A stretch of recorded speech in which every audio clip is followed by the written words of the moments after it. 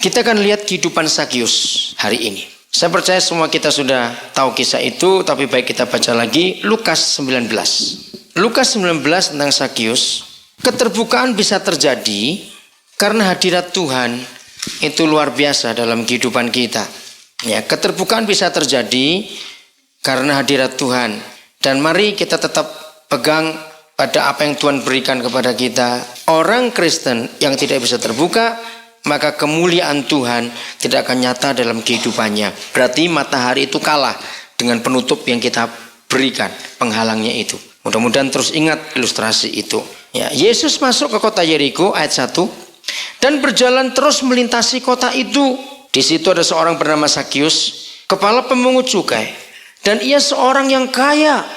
Ia berusaha untuk melihat orang apakah Yesus itu, tetapi ia tidak berhasil karena orang banyak sebab badannya pendek. Maka berlarilah Zakius mendahului orang banyak, lalu memanjat pohon ara untuk melihat Yesus yang akan lewat di situ. Saudara, ternyata memang dalam pengertian Lukas pada waktu itu, Zakius punya satu kecemburuan dengan hidup Yesus. Jadi sebetulnya dia tidak terlalu ingin tahu untuk hal yang baik. Maka itu ditulis orang apakah Yesus itu, menunjukkan bahwa dia tidak begitu respect, tapi dia ingin tahu. Nah, hati yang tersembunyi yang Tuhan tahu itu karena Tuhan beritahu hari itu orang ini perlu Yesus. Terus ayat 5, ketika Yesus sampai ke tempat itu, ia melihat ke atas dan berkata, Zakius, segeralah turun, sebab hari ini aku harus menumpang di rumahmu. Mari kita lihat keadaan ini, saudara. Zakius tidak membayangkan kalau dia akan ditegur atau disapa oleh Tuhan Yesus. Zakius sama sekali tidak membayangkan. Dia cuma ingin lihat orang apakah Yesus itu. Nah, jadi dia bertengger di atas pohon, bisa bayangkan? Jadi lagi sekali, dia tidak berharap dia akan ditegur atau disapa. Dia cuma ingin lihat. Tiba-tiba Yesus berdiri pas di bawah pohon di mana dia bertengger. Mungkin dalam hati Zakius berkata, rupanya orang ini ngerti juga kalau aku ingin lihat dia. Bisa pas berdiri di sini.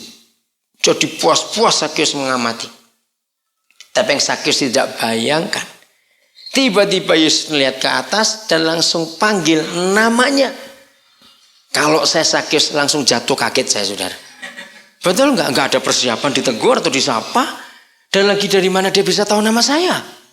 Dari sini kita melihat kasih Tuhan kita itu akan terhalang hanya karena gengsi kita. Saya ulangi lagi, bukan cuma kemuliaannya sebagai matahari, seperti matahari yang terhalang ketika kita tutup semua yang terbuka itu dengan kain tebal. Matahari nggak punya kuasa untuk menembus kain itu. Sama, kalau Zakius tidak merendahkan hati, dia nggak akan menerima kasih Tuhan hari itu. Tidak akan. Padahal sesungguhnya dia membutuhkan kasih itu. Maka kesimpulannya sampai sekarang ini saya ulangi lagi, kesombongan, keangkuhan hidup kita itu bisa dicatat. Kesombongan atau keangkuhan hidup kita itu yang menghalangi kasih Tuhan nyata dalam diri kita. Nyata dalam diri kita. Kesombongan atau keangkuhan menghalangi kasih Tuhan nyata dalam hidup kita. Lalu saudara tulis contohnya Raja Saul dengan Raja Daud. Raja Saul dengan Raja Daud. Ya, coba saudara perhatikan. Sebetulnya besar dosanya Saul atau dosanya Daud? Kalau kita hitung secara ukuran, Daud lebih besar dari Saul, saudara. Dosa Saul cuma sederhana. Ketika Tuhan memerintahkan dia basmi semua Raja Agag, pengikutnya termasuk semua ternaknya. Kecil sebetulnya, dia cuma sembunyikan ternak dan raja itu masih hidup. Tapi kenapa dia nggak bertobat, tidak mengalami kasih Tuhan? Tapi Daud terus sampai hari ini masih disebut-sebut namanya. Yaitu tadi, Saul sombong. Ketika Samuel datang menegur, dia nggak langsung bertobat. Dia putar cari alasan. Alasannya pakai rohani lagi. Kan bagus kalau ini ternak-ternak yang gemuk-gemuk tambun ini dipersembahkan kepada Tuhan. Coba bayangkan, ini kesombongan yang menutup-nutupi satu kesalahan. Daud lain, ngeri dosanya, sudah membunuh, ambil istri orang, berzina lagi. Aduh, Tapi begitu ditegur, dia langsung terbuka. Ya Tuhan, aku salah. Cuma gitu saja. Nah, apa sih pengaruhnya? Harga diri lagi sekali. Saul sadar, malu aku ngaku di depan nabi. Raja lebih tinggi pangkatnya daripada nabi. Betul. Secara kepemerintahan politik, raja lebih tinggi daripada nabi. Tapi lihat, ketika Daud ditegur Nathan, dia turunkan hak rajanya. Dan dia bertobat. Nah, maka itu kesombongan itu menghalangi kasih Tuhan nyata dalam diri kita.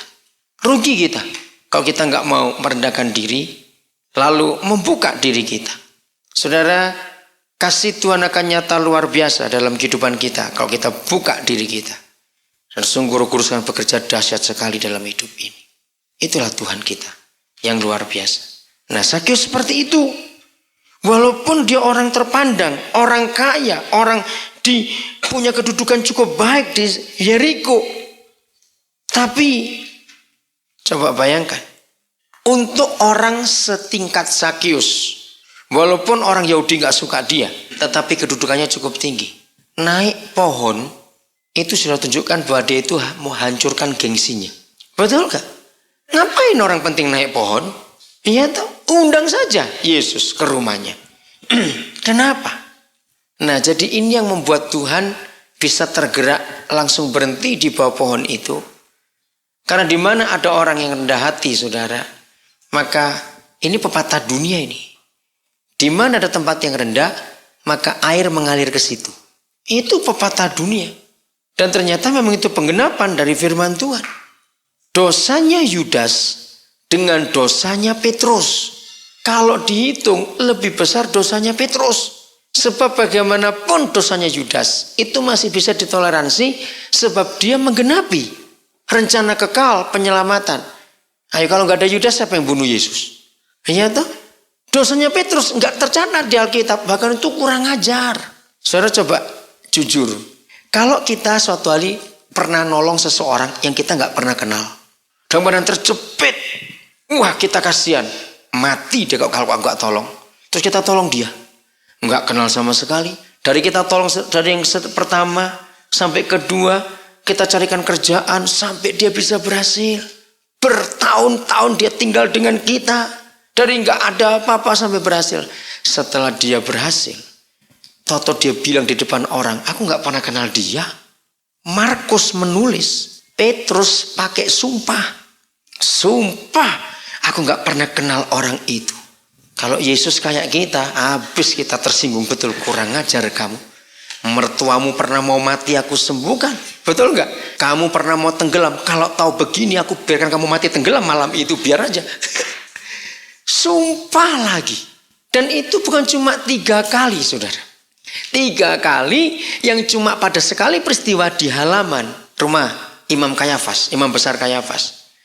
Ada 3 kali lagi penyangkalan.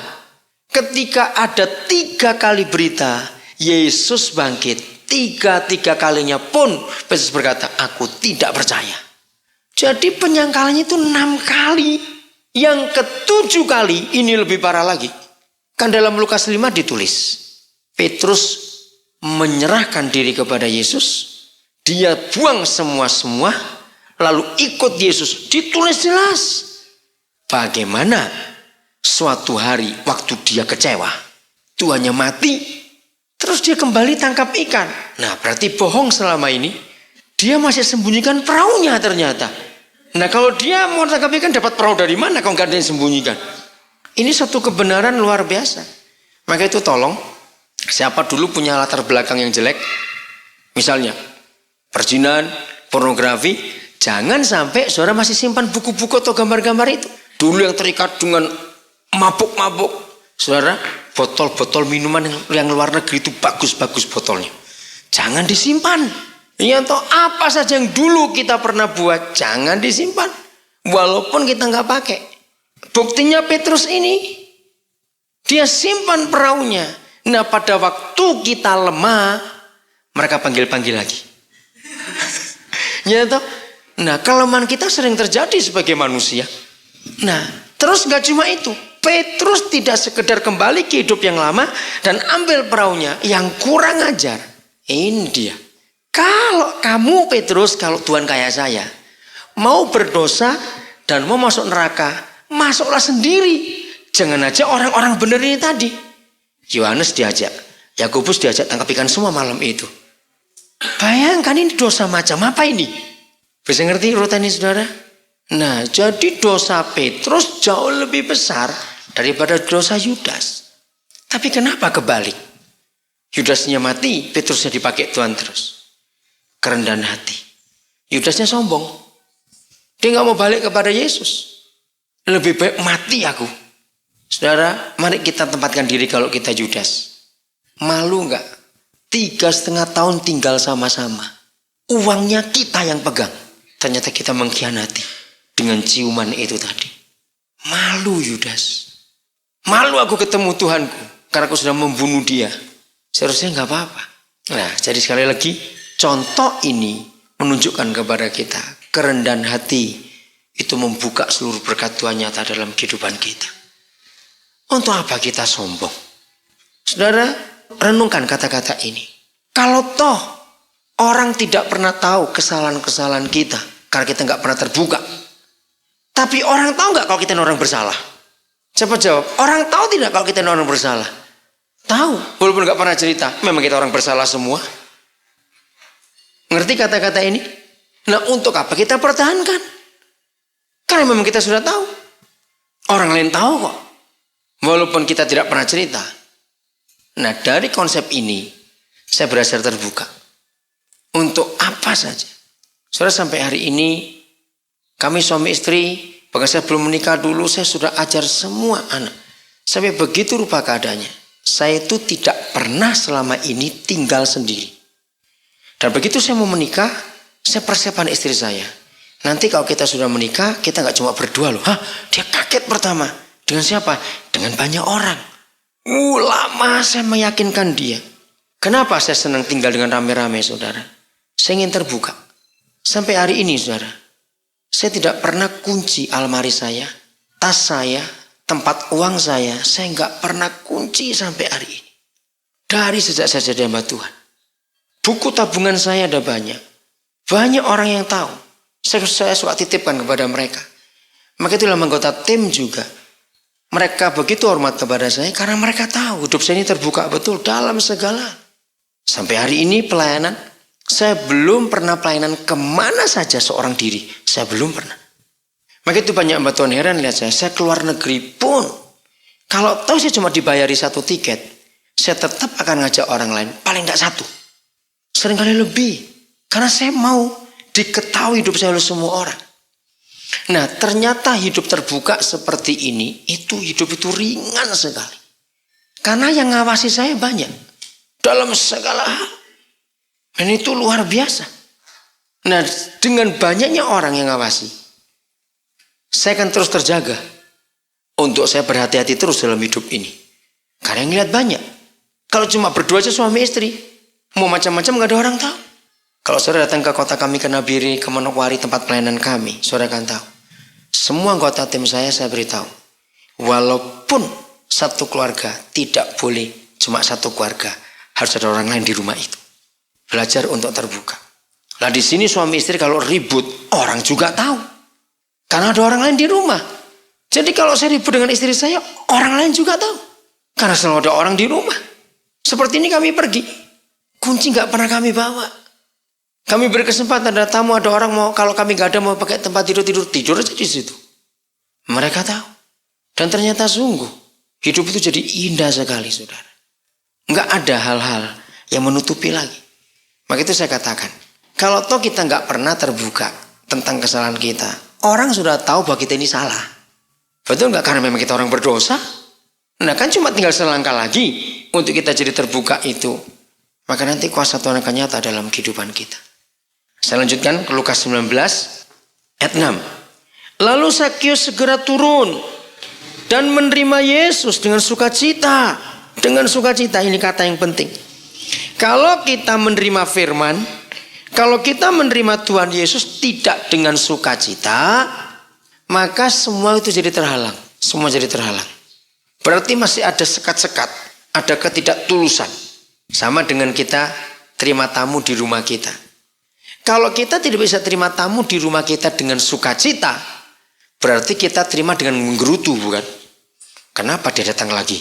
Makannya banyak lagi. Misalnya, ya, aduh kenapa? Jadi kita menggerutu. Kalau kita terima dengan sukacita, saudara, wah lega sekali. Berbahagialah kalau kita bisa menerima Tuhan kita, terima firman pun dengan sukacita. Berbahagialah kan hal itu. Ya, Sakyus seperti itu. Terus, tetapi semua orang yang melihat hal itu bersungut-sungut, katanya, Yesus menumpang di rumah orang berdosa. Wah, itu perkara yang mengerikan sekali, yang menakutkan sekali. Ayat yang ke-8. Tetapi Sakyus berdiri dan berkata kepada Tuhan. Ini yang mengagumkan, saudara. Tuhan Yesus belum bicara apa-apa, baru masuk. Tetapi Sakyus berdiri dan berkata kepada Tuhan, Tuhan, setengah dari milikku akan kuberikan kepada orang miskin. Dan sekiranya ada sesuatu yang kuperas dari seseorang, akan kukembalikan 4 kali lipat. Inilah keterbukaan itu. Hadirat Tuhan yang begitu manis, yang begitu indah, akan memampukan kita, akan menolong kita untuk melembutkan hati ini. Kalau hati sudah lembut, saudara, dia apa-apakan jadi gampang. Kalau hati itu masih keras, Tuhan gak bisa apa-apakan. Sebab Tuhan sayang kita, nanti patah. Nah, siapa yang negor? Gak ada yang negor. Betul gak? Tuhan Yesus tidak bicara apa-apa. Dia cuma hadir. Tiba-tiba Pak Sakyus ngaku, dia pernah nipu orang, dia pernah peras orang. Nah, seperti itu yang Tuhan rindukan dalam kehidupan kita. Soal keterbukaan itu. Walaupun kita tidak butuh Tuhan untuk ngomong ini ngomong itu, hadiratnya saja, wah itu akan luar biasa dalam diri kita. Saudara, saya selesaikan dulu sampai ayat yang ke-9-nya, baru saya beralih ke lain. Kata Yesus kepadanya, hari ini di mana ketulusan hati menerima firman dan menerima Yesus dengan sukacita, lalu kita mau jujur kepada Tuhan. Akibatnya ini, saudara, hari ini. Kapan? Hari ini. Telah terjadi, bukan akan terjadi. Telah terjadi keselamatan pada rumah ini. Karena orang ini pun anak Abraham. Ingat ilustrasi kemarin kakak yang pecahkan piring itu? Begitu dia terbuka, hari itu keselamatan datang. Dia lega. Lagi sekali Tuhan Yesus tidak khotbah, dia nggak buat apa-apa, dia cuma hadir di rumah Sakyus. Akhirnya kegelapan lari sendiri. Ingat rumah yang tertutup rapat, tikus banyak di situ, binatang-binatang kotor, kacau semuanya banyak di situ. Begitu jendela semua dibuka, korden dibuka, terang masuk, lari mereka. Nggak usah diusir, lari sendiri kalau terang itu datang. Sama dengan rumah tangga kita, sama dengan pribadi kita. Kalau masih ada kegelapan dalam kehidupan kita, keselamatan belum terjadi pada rumah tangga kita, pada anak istri kita, pada anak suami kita, pada orang tua kita. Jangan-jangan kalau sebagai bahasa manusia, masih ada ganjalan-ganjalan dalam hidup ini.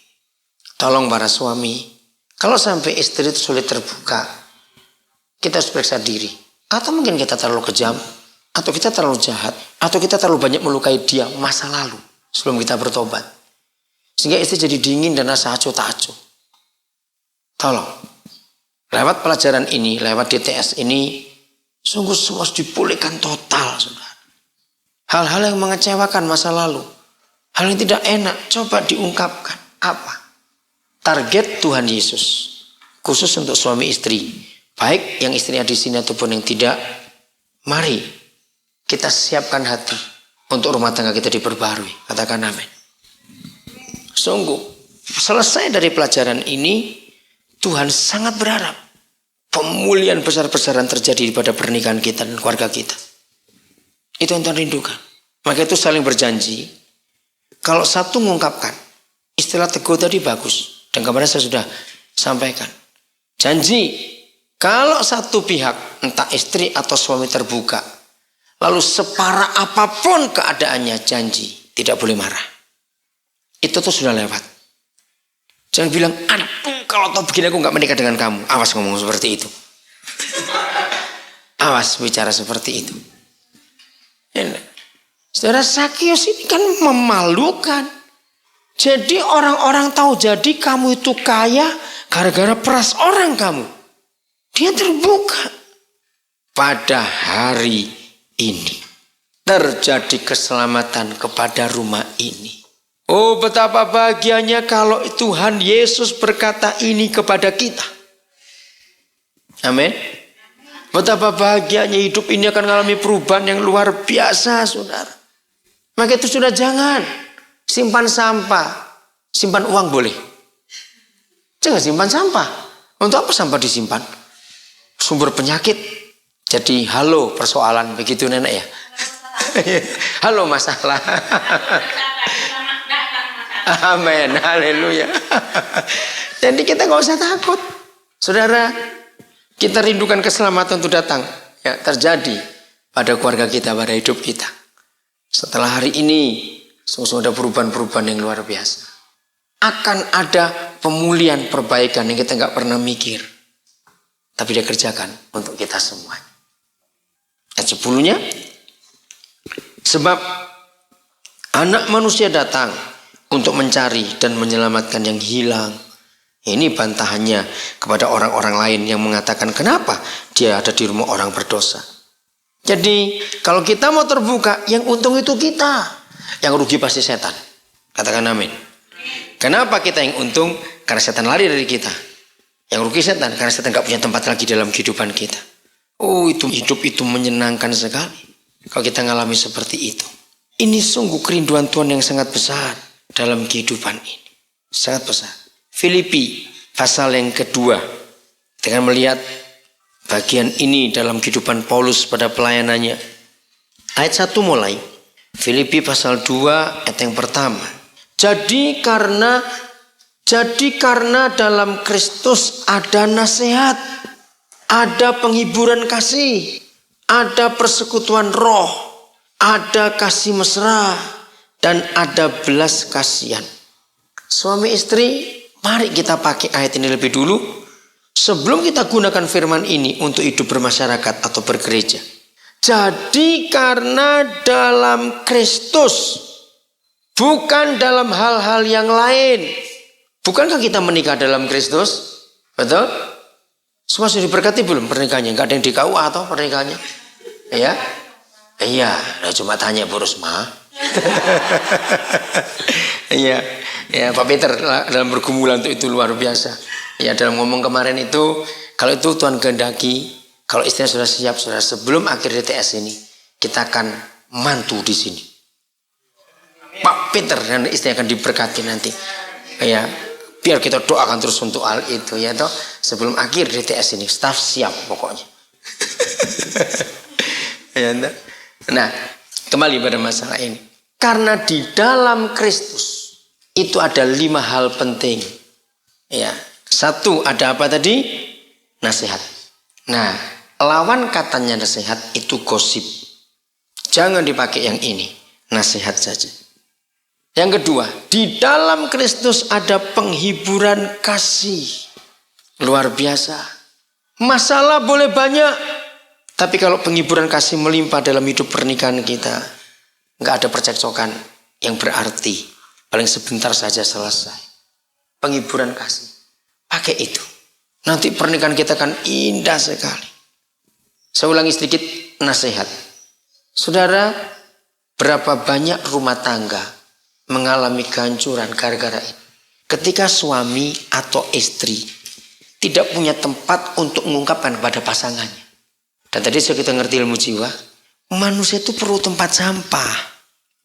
Kalau suami istri saling jadi tempat sampah untuk pasangannya, rumah tangga itu indahnya luar biasa. Katakan amin.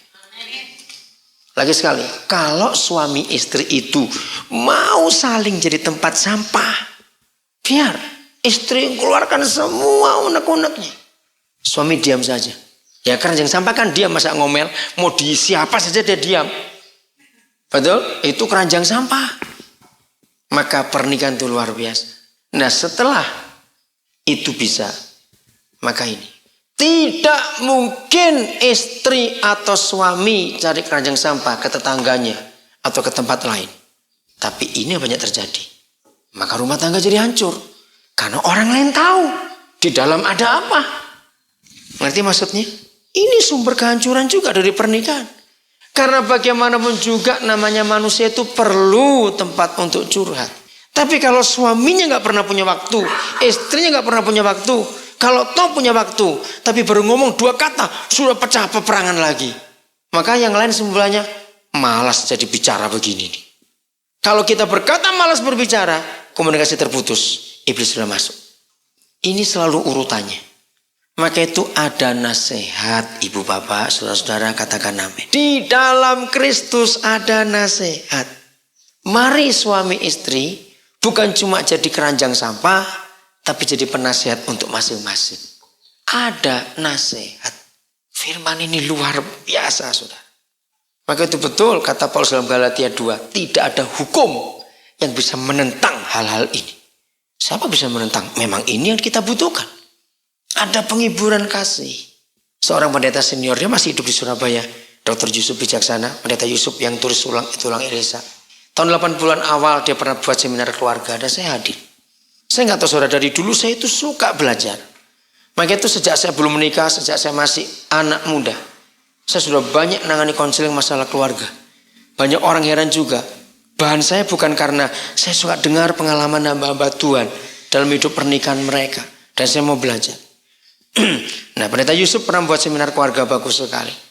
Kalau ada suami istri rajin bertengkar, sudah didoakan gak pernah selesai, dilayani juga gak pernah selesai, maka ada cara yang paling gampang.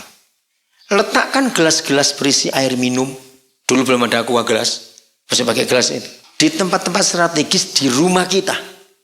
Begitu ada yang marah, nah yang tidak marah cepat ambil gelas itu, minum, tapi jangan ditelan, simpan di mulut. Jadi yang satu kalau ditelan nanti kita jadi marah juga. Karena mulut terisi air sehingga nggak bisa ngomong, sehingga nggak bisa membalas. Nah, tapi pendeta Yusuf berkata, saya percaya yang marah-marah akan jadi tertawa karena orang yang nyimpan air di mulut itu jadi lucu mukanya. Itu cara yang luar biasa ditunjukkan. Ada penghiburan kasih. Amin. Jadi bukan ada perkelahian, tidak. Ada penghiburan kasih. Mari saling menghibur. Yang ketiga ada apa? Persekutuan roh. Ingat saudara, bukan persekutuan tubuh. Kalau persekutuan tubuh itu hubungan suami istri. Tapi ini persekutuan roh. Dan rohnya pakai huruf besar. Jadi Roh Kuduslah yang mengikat persekutuan kita, baik antara suami istri maupun antara sesama saudara kita. Amin kan lagi. Kalau roh yang mempersekutukan kita, aduh saudara, indahnya itu luar biasa. Sungguh. Sebab ingat, buah roh ada. Sukacita, kasih, sukacita, damai sejahtera, kesabaran, semuanya itu. Nah, kalau Roh Kudus yang mengikat kita, aman pernikahan kita, aman persekutuan kita. Bukan kemarahan, bukan dendam, bukan benci. Yang kebalikan semua daripada buah roh itu tadi. Yang keempat ada apa?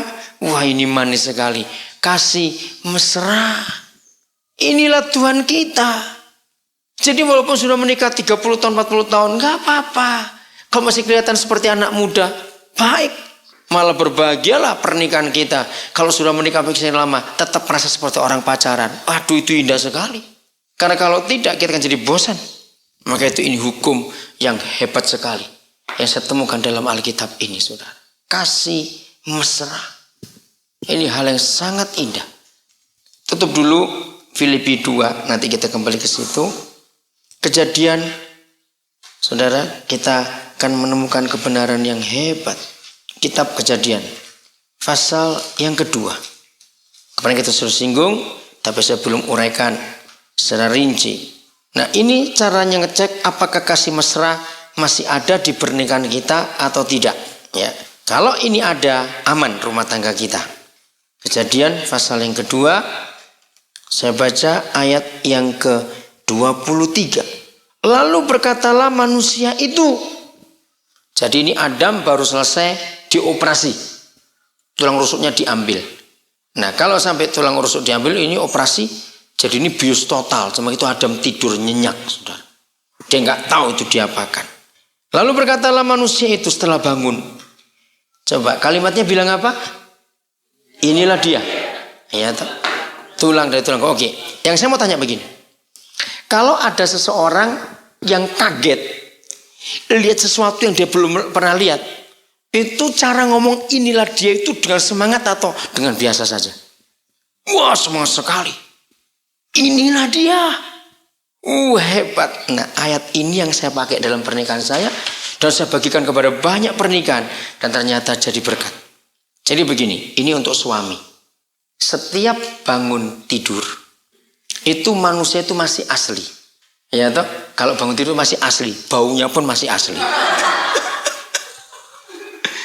Nah, mulai besok ibu-ibu jangan bangun duluan supaya suami bangun duluan. Kalau tos masih sudah bangun, pura-pura tidur dulu sudah. Mari suami-suami kita jujur pada diri sendiri. Waktu kita bangun, terus istri kita masih tidur, jujur. Apakah kita masih surprise, masih mengagumi istri kita dan berkata, wah ini dia. Atau kita berkata, ih gemuk sekali nih orang.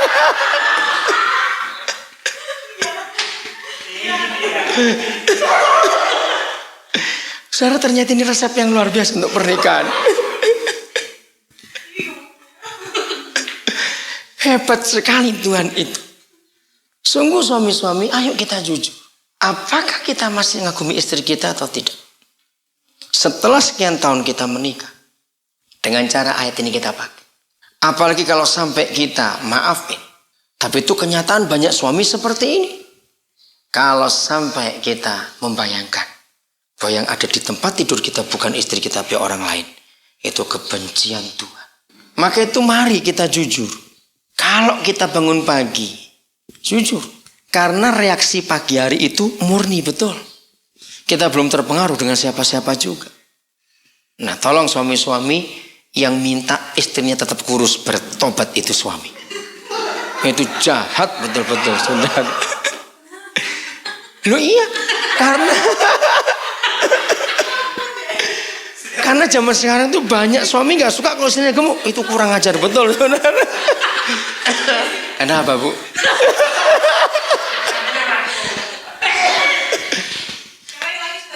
Oh begitu. Tapi ini banyak suami nggak suka istrinya gemuk. Saya mau beritahu kepada saudara, hormon laki dengan perempuan itu beda. Tuhan ciptakan beda karena perempuan itu perlu hormon yang khusus untuk melahirkan. Jadi begitu seorang istri itu melahirkan, maka kemungkinan melar itu ada. Begitu baru anak pertama, itu diperlukan. Nah kalau sampai anak kedua, anak ketiga, jadi maklum suami-suami. Maka itu awas kalau suami nggak mau istrinya gemuk, bertobat betul-betul. Harus mau terima itu keadaannya. Harus diterima. Iya.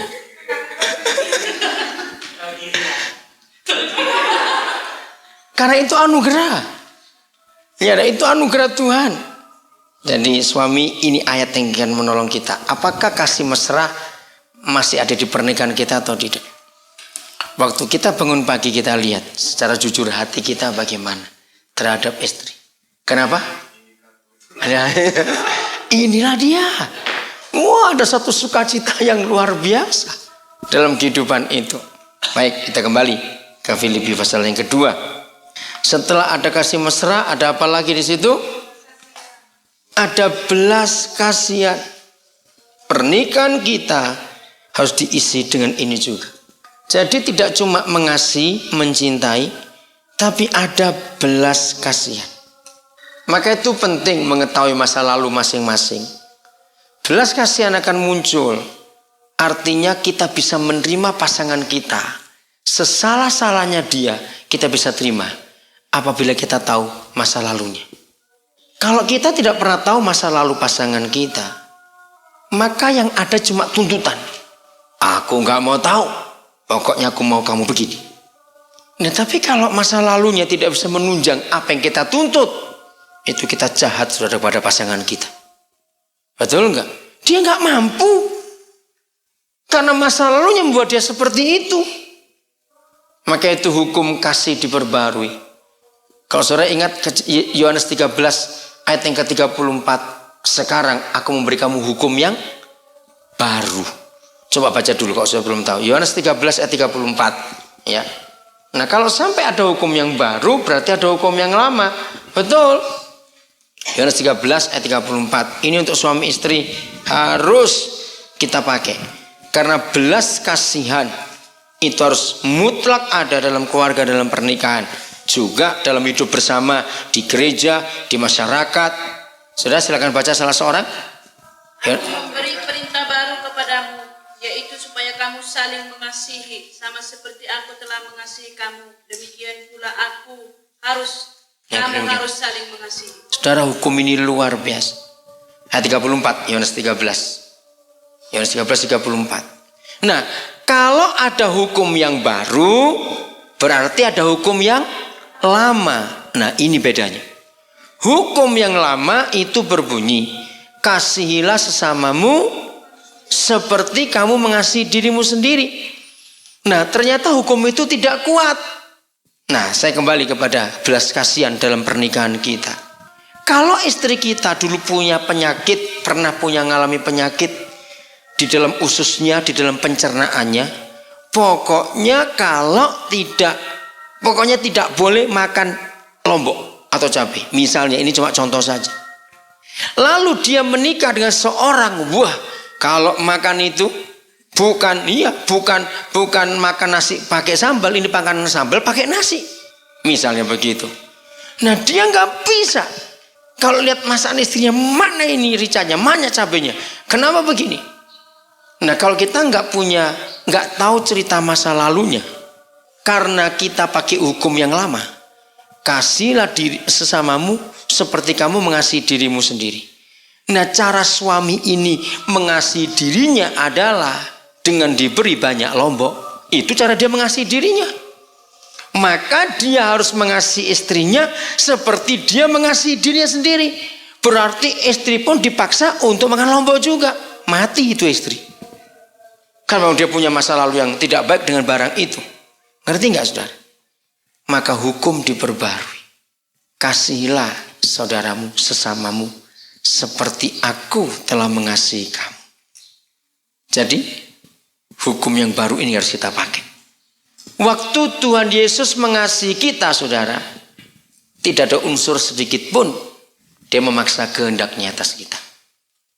Betul enggak? Tidak. Dia mengasihi kita tanpa syarat. Dia berkata, Daniel, aku mengasihi kamu, tapi aku beri percobaan 3 bulan dulu. Begitu enggak? Tidak. Dia mengasihi kita apa adanya. Dia enggak berkata, aku mengasihi kamu, tapi kamu mandi dulu ya. Enggak juga. Dia mengasihi kita apa adanya. Nah, ini perintahnya, demikianlah kamu harus mengasihi. Saudara, kalau pernikahan kita, kalau hidup kita berjemaat, hidup kita bersama-sama menggunakan hukum ini, saudara, dunia ini aman. Rumah tangga kita pun akan aman. Ada belas kasihan.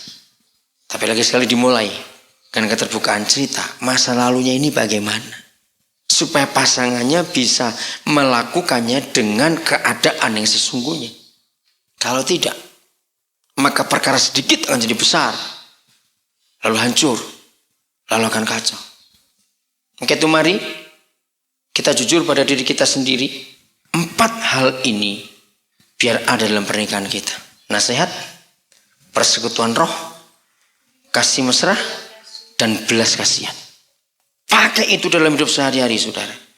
Maka hasilnya sungguh-sungguh akan menyenangkan dan akan luar biasa kalau itu kita kerjakan dalam kehidupan. Mari kita periksa hati kita. Kapan kita ada masalah dalam keluarga? Kapan kita punya persoalan dalam pernikahan? Ketika 4 hal ini kita buang semuanya. Enggak ada nasihat, kita seenaknya saja dan macam-macam lagi, maka kehancuran itu terjadi. Kesimpulannya dari 4 ini adalah kata ampuni. Sudah begitu saja, ampuni. Selesai kalau kita mau mengampuni. Ya, biarlah sampai season ini kita mulai berani lagi melangkah untuk hidup dalam keterbukaan seperti yang Tuhan inginkan. Kita istirahat, nanti kita lanjutkan yang berikut. Mari kita berdoa. Sekarang kita buka di 2 Tawarik 29. 2 Tawarik 29. Udah. Kita lihat prinsip keterbukaan dari hidup Raja Hizkia. 2 Tawarik 29. Saya akan baca mulai ayat yang ketiga. Pada tahun pertama pemerintahannya, dalam bulan yang pertama, perhatikan, tahun pertama, bulan yang pertama. Nah, seorang raja yang memerintah pada tahun yang pertama, bulan pertama, seharusnya dia akan lihat perekonomian negeri dulu. Kas negara ada berapa sekarang? Tentaranya ada berapa sekarang? Karena dia raja. Tapi yang luar biasa, saudara, Hizkia melakukan apa yang tepat, apa yang benar, dan apa yang menyenangkan Tuhan.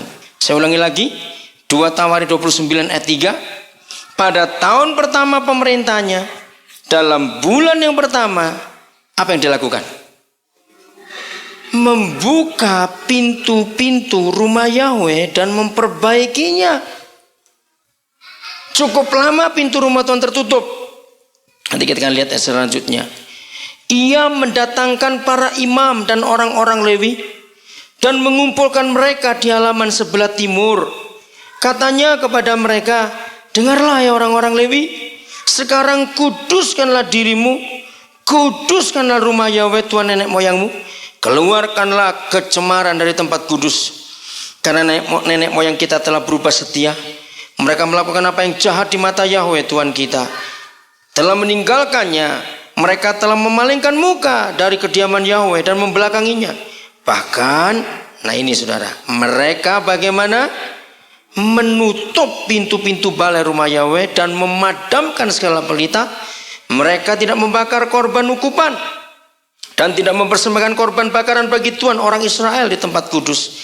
Sehingga murka Yahweh menimpa Yehuda dan Yerusalem. Ia membuat mereka menjadi kengerian, kedahsyatan, dan sasaran suitan, ejekan, itu maksudnya.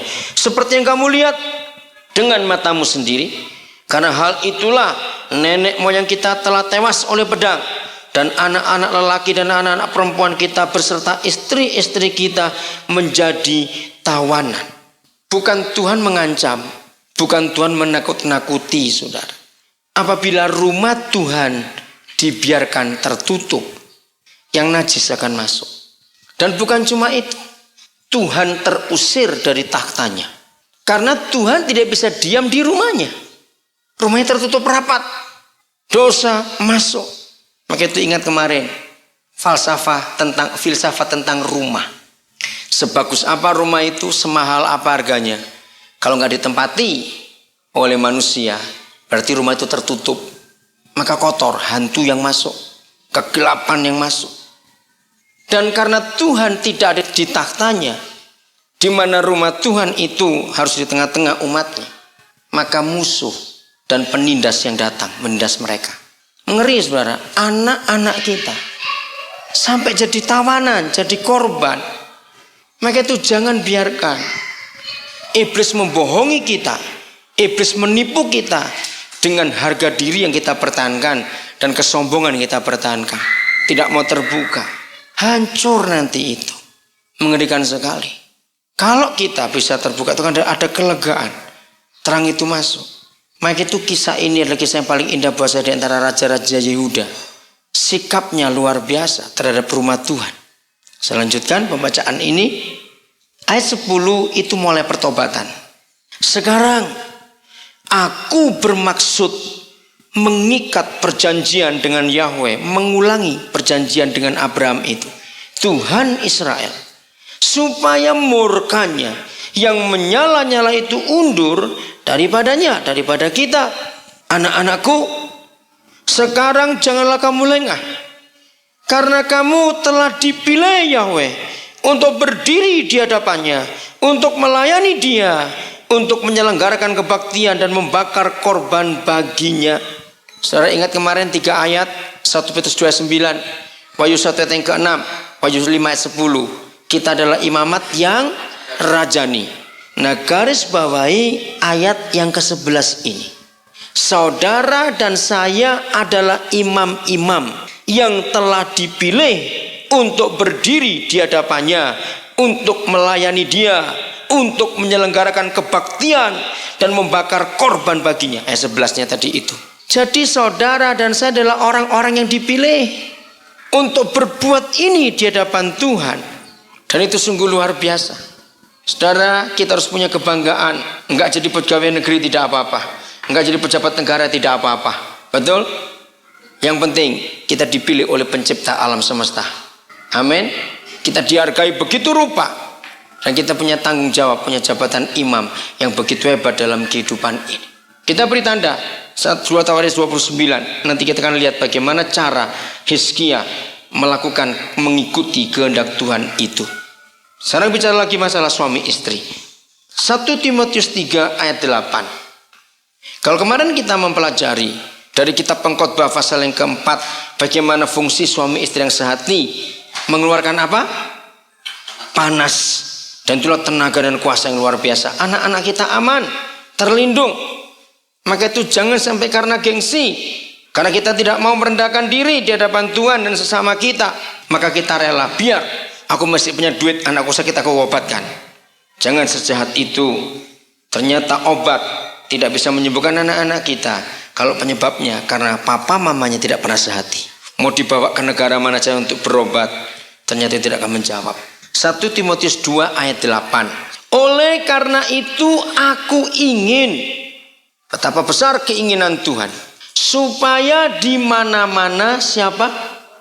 Orang laki-laki berdoa dengan menadakan tangan yang suci, tanpa marah dan tanpa perselisihan. Lama saya merenungkan ayat ini, saudara. Akhirnya Roh Kudus bukakan rahasia ini.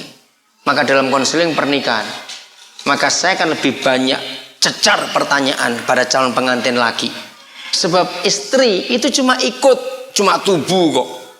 Maka itu istri jangan mau menjadi kepala. Di tubuh cuma ada anggota tubuh yang lain, otak itu di kepala. Ya, jadi hierarki ini jangan dibolak-balik. Istri tetap tubuh, suami tetap kepala. Maaf kalau saya pakai kata ini, sebodoh-bodohnya suami, dia tetap kepala, cuma lagi pusing hari itu. Nah, setelah saya selidiki, banyak suami pusing karena tubuhnya dan lehernya nggak pernah diam, goyang terus. Mulut ini, lihat itu, lurus terus begitu. Nah, kepala ini berkata, aku ini capek, kamu jangan goyang terus. Nah, coba perhatikan ilustrasi ini, bagaimana dalam pernikahan kita. Nah, saudara, kalau kita lihat fakta dan jujur, di gereja lebih banyak laki atau perempuan yang sembahyang? Nah, itu salah. Firman mengatakan laki yang harus banyak sembahyang. Maka itu kalau ada suami-suami masih berkata titip ya, titip doa, awas itu. Tidak ada kata-kata titip. Laki-laki harus berinisiatif. Nah, saudara, waktu saya meneliti ini, kenapa Tuhan mesti laki-laki yang begini itu kenapa? Dan angkat tangan lagi. Hebat sekali tugas laki-laki ini. Maka Tuhan bawa saya pada kebenaran. Di perjanjian lama hukum Musa, semua imam kalau berdoa harus menadakan tangan. Harus itu. Nah, terus kita lihat bagaimana Keluaran 17 waktu Amalek menyerang Israel. Masih ingat kalau Musa angkat tangan sebagai imam, Israel menang atau kalah? Menang. Midian yang kalah. Tapi Musa capek, dia harus turun tangan. Ternyata kalah Israel. Harun dan Hur melihat peristiwa itu, lalu mereka berdua berinisiatif. Dan firman Tuhan mencatat, ketika Musa tetap mengangkat tangannya sampai sore, peperangan dimenangkan oleh Israel. Bapak-bapak, perhatikan betapa beratnya tanggung jawab kita untuk keluarga. Kita capek sedikit saja, setan masuk ke rumah kita, sudah. Maka itu betul kalau Paulus berkata lebih baik orang itu tidak menikah. Betul. Karena tanggung jawabnya itu cukup berat. Tapi berarti Teguh nggak boleh menikah, jangan takut ya Teguh ya. Tapi ini kebenaran. Nah, istri, Jadilah penopang tangan suamimu. Jangan diganggu. Kok nggak ada yang ngamen sih? Amin. Nah, istri itu pendukung. Wah, nenek luar biasa ini, hebat sekali. Istri itu penopang tangan suami. Kalau suami tetap berfungsi sebagai imam dalam rumah tangganya, hidup keimamatannya benar, saudara, hebat Tuhan itu. Maka anak-anak akan dilindungi betul oleh Tuhan. Amin. Anak-anak akan dijagai betul oleh Tuhan. Luar biasa. Lalu perhatikan persyaratannya. Itu yang saya kagum, saudara. Mengangkat tangan dengan persyaratan yang suci. Saya cari kebenaran itu. Kenapa mesti pakai tangan yang suci? Suatu kali saya baca buku bicara soal anatomi tubuh manusia ditinjau dari sudut firman Tuhan. Ternyata dikatakan tangan itu diciptakan Tuhan hanya untuk 2 hal saja. Kalau lebih dari 2 hal, tangan itu pasti jahat dan pasti najis. 1, Tuhan ciptakan tangan untuk bekerja. 2, Tuhan ciptakan tangan untuk mengasihi, untuk membelai. Saya begitu terharu. Maka itu kalau tangan difungsikan yang ketiga dan yang keempat, ini pasti jahat. Cuma 2 fungsi tangan. Maka itu bapak-bapak, kita kasih istri kita, kita belai dia. Kita kasih anak-anak kita belai mereka. Itulah tangan. Lalu dengan tangan yang sama, kita bekerja cari nafkah untuk mereka. Nah, kenapa? Nomor 2 dipakai untuk bekerja. Membelai, untuk mengasihi, untuk membelai, untuk mengasihi, itu yang kedua. Untuk membelai dan mengasihi. Jadi kalau ada suami pernah pukul istrinya dalam kadar ringan apapun juga, maka Tuhan berkata tangan itu jadi najis. Dan suami harus bertobat dan minta ampun kepada Tuhan, minta maaf kepada istrinya. Saudara, mari kita sampaikan kebenaran kepada semua teman-teman kita, suami-suami yang lain, untuk hidup dalam kebenaran. Kalau 2 kebenaran ini yang kemarin, suami istri bersatu, lalu hari ini kita belajar suami menggunakan tangannya untuk yang benar, maka uang tidak akan terhambur-hambur hanya untuk beli obat. Betul nggak? Nggak akan. Keluarga kita sehat semuanya, dijagai oleh Tuhan. Maka itu saudara, setan selalu mengganggu suami untuk tidak berfungsi dengan baik. Selalu dikacaukan. Nah, istri dukung suami dalam banyak hal. Oh saudara, makin lama kita menyelidiki firman Tuhan, kita makin kagum betapa luar biasanya Tuhan itu. Sampai perkara angkat tangan aja dia tulis seperti ini hasilnya. Dan luar biasa. Nah, saya bukakan ini kepada saudara karena ayat 11 tadi itu 2 Tawarik 29. Karena kita adalah orang-orang yang dipilih untuk jadi imam-imamnya. Amin.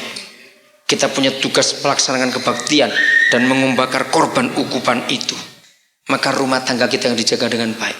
Bagi yang belum menikah, ini persiapan buat kalian semua. Untuk nanti kalau menikah, rumah tangga akan diberkati Tuhan luar biasa. Anak-anak kita persiapan mereka sejak kecil. Persiapkan. Di antara beberapa hal yang saya kagumi dan bangga pada istri saya, saudara. Dia itu selalu kalau ketemu ibu hamil, dia doakan. Dan pertama-pertama saya juga kaget. Karena saya juga nggak dapat pewahyuan seperti itu. Dia bisa doakan anak-anak dalam kandungan. Masih dalam kandungan, dia doakan jodohnya. Coba bayangkan. Terus saya tanya, kenapa kamu bisa mendoakan anak yang belum lahir tentang jodohnya? Lalu dia cerita, saya nggak bisa terima kalau sampai ada orang salah menikah karena nggak diberitahu dari kecil. Coba kemudian doakan anak-anak kecil ulang tahun atau doakan anak-anak kecil. Dia bisikkan ke telinga anak itu, jodohmu sudah ada dari Tuhan. Kalau besok kamu sudah besar, sudah mulai remaja, jangan kamu salah. Ingat doain. Wah, saya kagum sekali. Dan betul saudara, doakan anak-anak kita, beritahukan anak-anak kita sejak masih bayi. Sejak masih kecil. Kedengarannya aneh, tapi itu hukum yang luar biasa. Nah, saudara, Alkitab menulis 2 kisah tentang hal itu. Satu Musa, satu Samuel. Perhatikan 2 anak ini. Musa bertumbuh dewasa di kerajaan Mesir. Betul? Yang sihirnya luar biasa. Yang keduniawiannya hebat sekali. 2. Samuel bertumbuh dewasa dalam lingkungan keluarga imam yang tidak bertobat.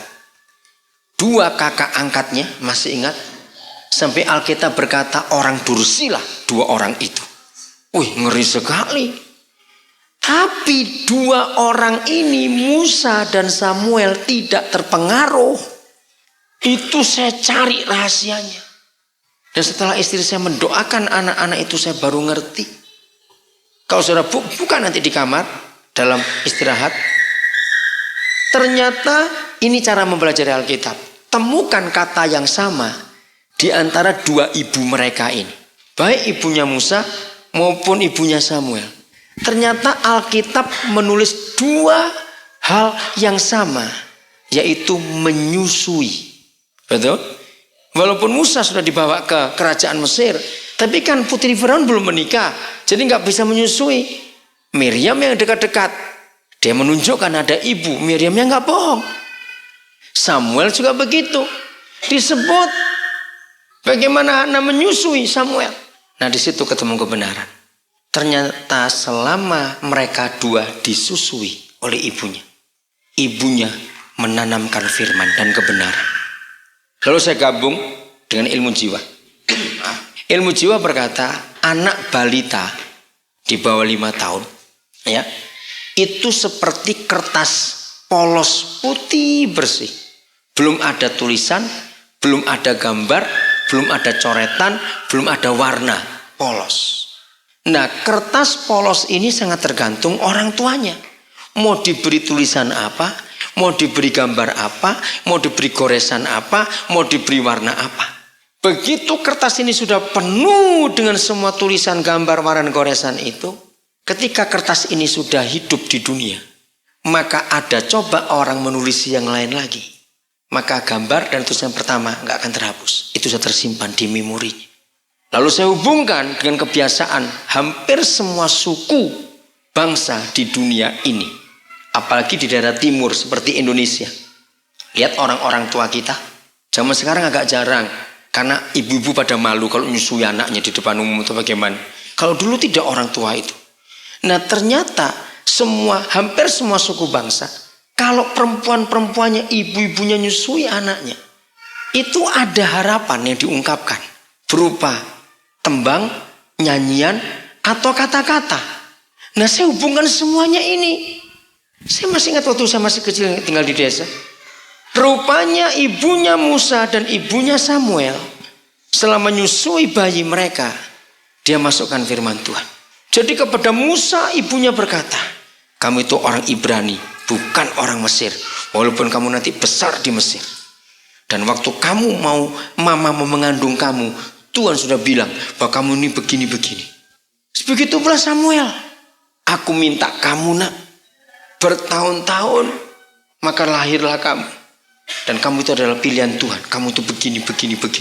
Selama menyusui, firman dimasukkan, kisah-kisah kebenaran dimasukkan.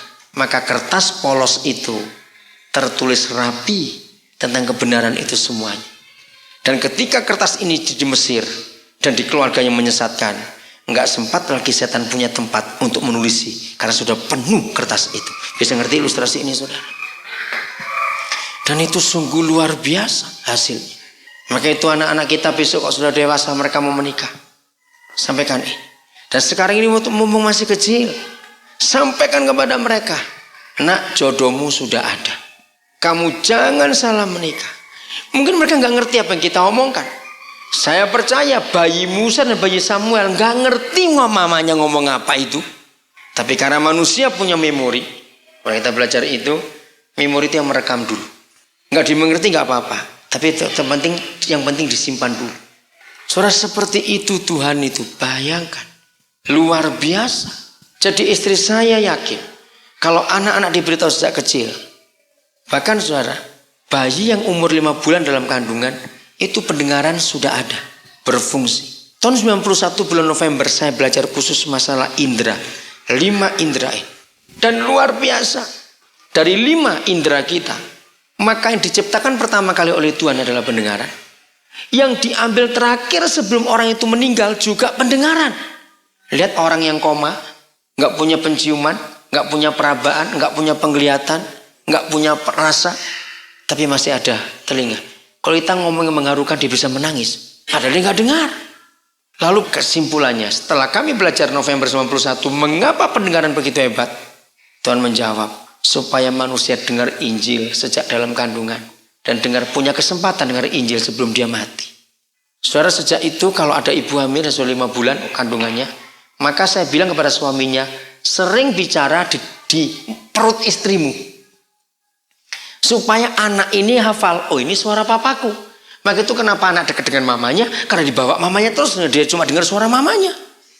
Ternyata setelah 5 bulan kalau kandungan itu sampaikan firman, papanya harus rajin ngomong. Pagi, sore, siang, malam ngomong. Nah ini papa. Bahkan saya kumpulkan buku-buku tentang dalam kandungan. Ternyata bayi-bayi itu senang kalau dipejet juga. Kalau seumur 5 bulan ke atas. Dan waktu dipejet diberitahu, ini tangan papamu. Nanti dia bisa rasa, oh tangan mama beda juga. Dan berapa kali saya lihat itu, bayi itu bisa pindah. Dia nggak mau berpijat papanya. Mungkin kasar kali dia tahu. Terus dia pindah. Pindah ke tempat mana itu?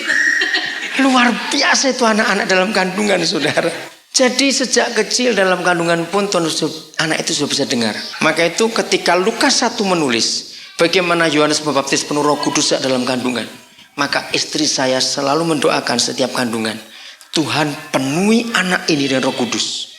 Karena sebelum anak-anak itu kenal siapa-siapa, maka sahabat yang pertama harus Roh Kudus. Dan kalau dalam kandungan dia sudah bisa bersabar dengan Roh Kudus, saudara, kita aman jadi orang tua. Nggak akan tersesat anak ini, sebab suara roh sudah dihafal saat dalam kandungan. Dan kami melihat bukti, anak-anak yang didoakan saat dalam kandungan, dididik saat dalam kandungan, begitu lahir lain anak-anak. Luar biasa. Maka itu kemarin kita belajar soal Ribka. Tuhan sudah tahu ini anak kan berkelahi dalam perut ini. Maka itu diberitahu dulu ibunya supaya tidak keliru. Nah inilah Alkitab kita.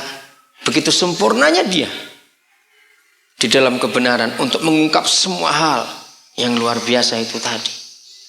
Jadi saudara, mari kita jaga keluarga kita. Amin. Suami yang punya tanggung jawab untuk angkat tangan. Janji tangan harus kudus. Katakan amin.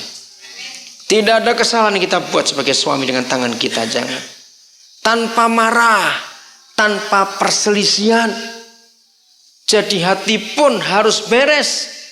Baru kalau kita angkat tangan kita kudus di hadapan Tuhan. Kalau tangan kita najis, mau doa sampai bengkok-bengkok, Tuhan gak akan dengar. Sebab tangan ini najis di hadapan Tuhan. Maka kalau doa kita gak didengar, keluarga kita akan mengalami kehancuran. Serangan musuh atas mereka itu dahsyat sekali. Dan itu menyedihkan, saudara. Kembali ke 2 Tawarikh. Saya ingin baca ayat 11 lagi. Saya suka sekali memperhatikan ayat 11 itu. Anak-anakku, sekarang janganlah lengah. Hebat sekali Tuhan kita.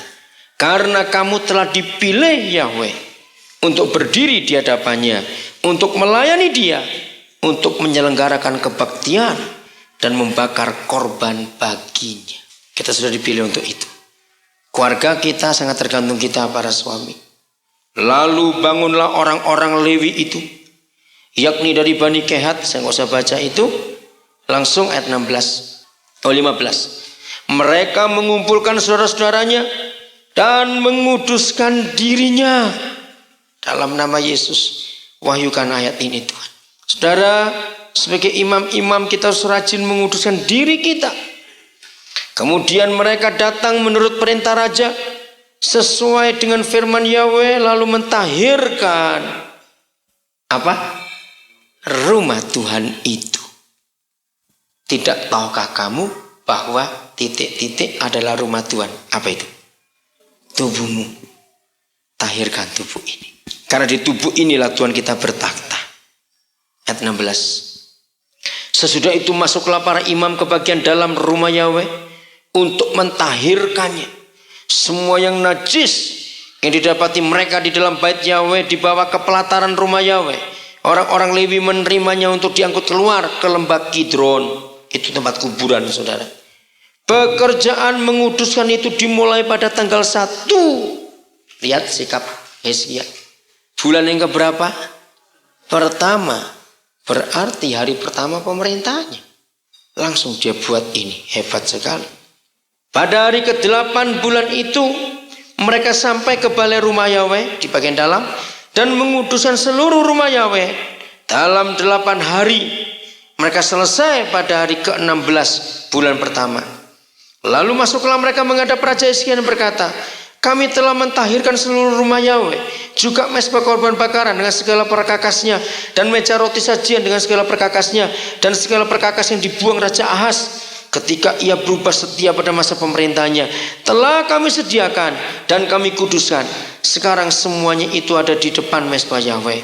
Maka pagi-pagi Raja Hizkia mengumpulkan pemimpin-pemimpin kota dan pergi ke rumah Yahweh. Mereka membawa 7 ekor lembu jantan. Saya nggak usah baca bagaimana mereka melakukan itu. Lalu lanjut ayat yang ke-25. Ia menempatkan orang-orang Lewi di rumah Yahweh dengan ceracap, gambus, dan kecapi sesuai dengan perintah Daud dan Gad pelihat raja dan Nabi Nathan. Karena dari Yahweh lah perintah itu dengan perantaraan nabi-nabinya. Maka berdirilah orang-orang Lewi dengan alat-alat musik Daud. Demikian pula para imam dengan nafiri. Lalu Hizkia memerintahkan untuk mempersembahkan korban bakaran di atas mezbah. Pada saat persembahan korban bakaran dimulai, mulailah pula dinyanyikan nyanyian bagi Yahweh dan dibunyikan nafiri dengan iringan alat-alat musik Daud Raja Israel. Seluruh jemaah sujud menyembah sementara nyanyian dinyanyikan dan nafiri dibunyikan. Semua itu berlangsung sampai korban bakaran habis terbakar. Saudara lihat, begitu pintu rumah dibuka, ada sukacita yang besar terjadi. Amin. Kemuliaan Tuhan nyata. Inilah kebenaran yang harus kita miliki dalam kehidupan ini. Pertanyaannya sekarang, kapan kita mulai membersihkan rumah Tuhan yang kita tutup sekian tahun ini? Pilihannya di tangan kita sendiri. Makin cepat kita buka pintu-pintu rumah yang tertutup selama sekian tahun ini, maka makin cepat juga kemuliaan itu masuk ke dalam rumah itu. Oh, betapa luar biasanya kalau kemuliaan itu masuk dalam rumah itu. Sungguh saudara, orang akan datang untuk mencari Tuhan ke rumah itu. Kuasa Tuhan akan nyata dalam rumah itu. Dan kemanapun kita pergi, itulah rumah Tuhan. Orang dengan sendirinya melihat kemuliaan itu. Sekarang kita akan sedikit-sedikit, apa sih kemuliaan itu? Supaya kita tahu nanti bentuknya seperti apa. Roma 3 ayat 23. Saudara catat. Kalau saudara belum hafal nggak usah dibuka. Roma 3:23 mengatakan demikian. Karena semua orang telah jatuh di dalam dosa. Yang masih hafal kalimat berikutnya berbunyi apa? Maka telah kehilangan kemuliaan Yahweh. Itu di Roma pasal 3. Nah, untuk mengetahui kemuliaan itu bentuknya seperti apa, maka kita kembali lagi ke Kejadian pasal 3. Nggak usah dibuka juga. Mari kita berusaha ingat. Apa yang terjadi dengan Adam dan Hawa begitu mereka makan buah itu, lalu mereka sadar mereka bagaimana? Nah, ini ayat yang paling lucu buat saya. Bukankah dari tadi mereka juga telanjang? Betul. Karena Bandung belum ada waktu itu, sehingga belum ada pabrik tekstil. Jadi mereka pasti masih telanjang. Nggak mungkin mereka pakai pakaian. Tapi kenapa begitu dosa masuk, mereka sadar, kenapa kami telanjang? Kalau begitu, pakaian itu, kemuliaan itu berupa apa? Pakaian. Kemuliaan itu berupa pakaian. Maka itu kemuliaan harus ada di rumah Tuhan. Tidak tahukah kamu bahwa tubuhmu rumah Tuhan? Jadi kemuliaan itu harus kita pakai. Karena ini rumah Tuhan. Di mana Tuhan ada, di situ kemuliaannya berada. Karena Tuhan tidak tinggal di pohon atau tinggal di buatan orang dalam bentuk rumah-rumahan. Betul? Tuhan tinggal di mana? Ya di rumahnya. Maka kemuliaan akan mengikuti kita. Tapi begitu ada dosa, kemuliaan itu pergi. Tertanggal dari kita. Hebat sekali. Dan kalau kemuliaan itu nyata sungguh-sungguh, saudara, luar biasa. Satu hari saya baca bukunya Morris Surulu, judulnya Pemberi Bukti. Cukup lama, itu dicetak tahun 74, saudara. Saya baca tahun itu terbitan Yakin dari Surabaya. Cuma sayang buku itu nggak dicetak lagi. Bagaimana gereja itu punya otoritas, punya kuasa. Maka saya simpulkan ilustrasinya. Ketika saya renungkan buku itu, oh luar biasa. Saya mau tanya kepada saudara. Kalau kita punya tetangga orang gila, tapi kita pun punya tetangga polisi. Satu hari nggak tahu ada cerita apa, si gila ini bisa ambil pakaian polisi. Lengkap dengan topinya, dengan semua pangkatnya, dengan semua sepatunya. Tahu-tahu dia berdiri di perempatan jalan. Ramai mobil kendaraan atas menu. Prit dengan peluitnya. Terus diarahkan tangan ke arah barat. Mobil berhenti gak? Masa orang gila lo ini? Berhenti? Iya, pasti berhenti. Karena pakaiannya. Saudara, ternyata untuk mengalahkan iblis itu gampang. Kalau semua rumah Tuhan ada kemuliaan. Bukan gedung gereja. Lagi sekali, tidak tahukah kamu bahwa tubuhmu itu rumah Tuhan? Dan ingat definisi keterbukaan kemarin. Kalau orang Kristen gak mau membuka hidupnya, kemuliaan gak akan turun. Dengan kata lain, setan tahu bagaimana cara mengalahkan dia. Yaitu kalau orang Kristen penuh kemuliaan semua, dia kalah. Nah, karena dia tahu juga kebenaran firman Tuhan. Bagaimana supaya orang Kristen gak punya kemuliaan. Beri rasa sombong dan harga diri yang kuat. Supaya dia gak mau membuka dirinya.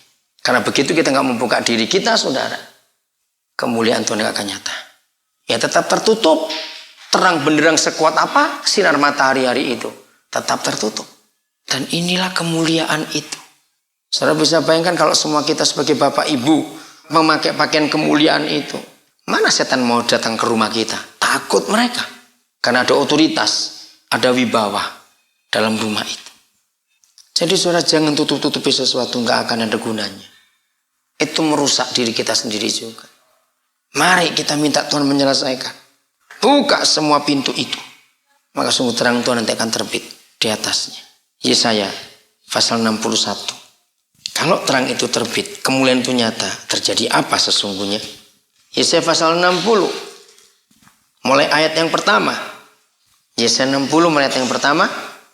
Apa judulnya saudara? Kemuliaan Sion yang akan datang. Nah, Sion dalam kitab Yesaya selalu berkata soal gereja. Itu selalu. Kemuliaan gereja yang akan datang itu dahsyat.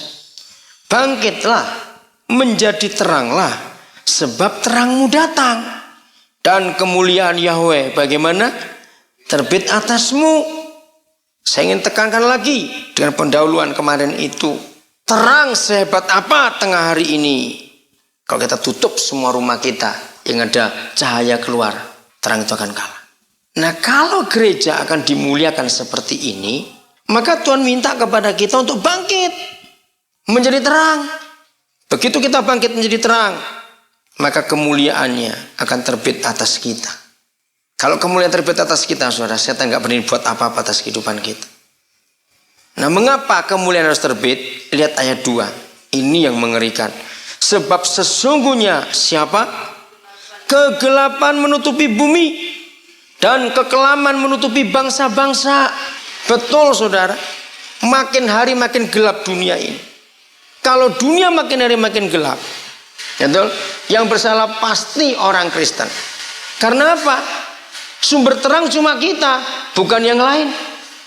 Kalau sumber terang cuma kita, maka dunia gelap. Yang salah ya terangnya itu tadi. Sebab gelap segelap apapun juga, kalau ada terang kecil saja, gelap tetap kalah. Nah, kalau sampai kegelapan menutupi bumi, kekelaman menutupi bangsa-bangsa, kemana terangnya ini tadi? Terangnya menutup diri semuanya, sehingga gak bisa terpancar kemuliaan itu. Tetapi terang Yahweh terbit atasmu, Dan kemuliaannya menjadi nyata atasmu. Haleluya. Amin saudara.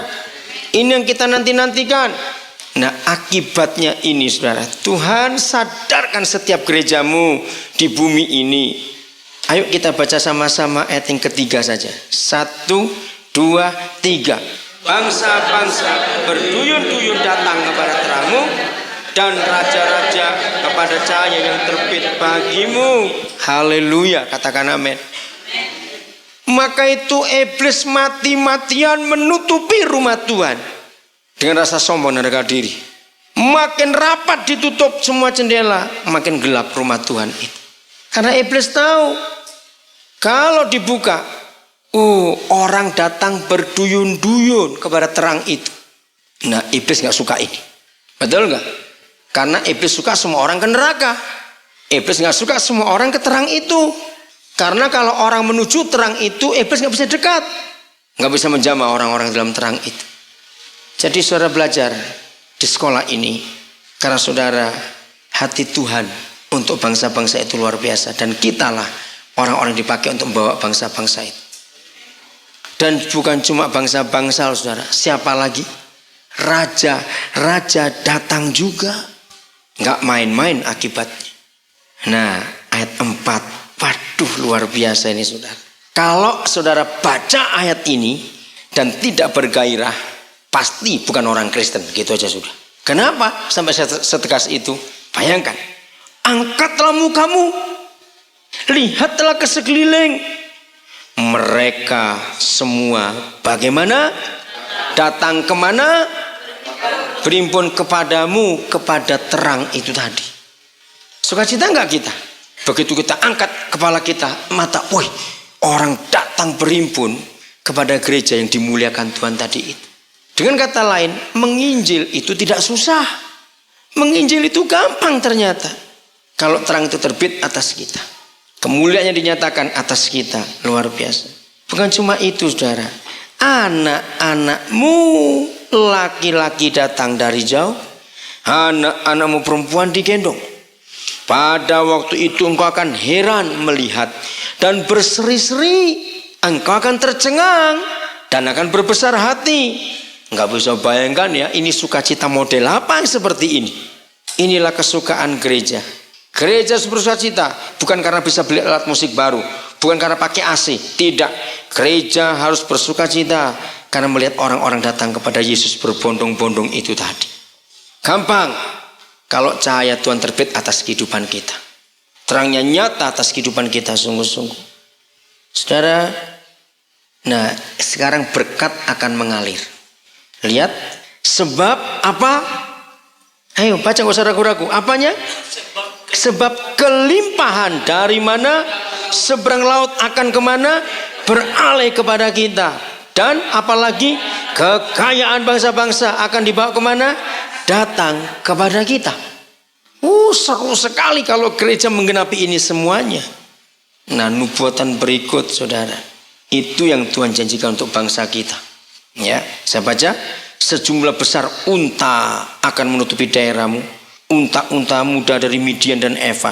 Mereka semua akan datang dari Sheba, akan membawa emas dan kemenyan serta memberitakan perbuatan masyhur Yahweh. Segala kambing domba Kedar akan berimpun kepada terang itu. Amin kan? Domba-domba jantan Nebayot akan tersedia untuk ibadahmu. Semuanya akan dipersembahkan di atas mezbahku sebagai korban yang berkenan kepadaku. Itulah saudara-saudara kita yang lain, ibu itu. Dan aku akan menyemarakkan. Siapa yang disemarakkan? Coba baca itu. Siapa yang disemarakkan oleh Tuhan?